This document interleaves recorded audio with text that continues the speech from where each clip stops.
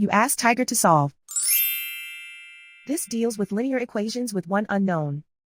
The final result is k equals -10. Let's solve it step by step. Simplify the expression. Expand the parentheses. Group all constants on the right side of the equation. Subtract 13 from both sides. Simplify the arithmetic.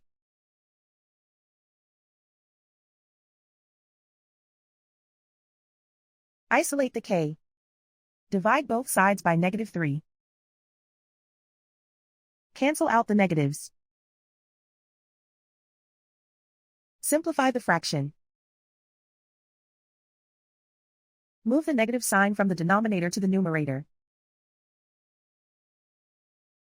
Find the greatest common factor of the numerator and denominator.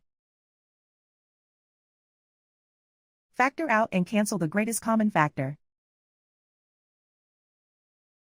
And so the final result is k equals -10.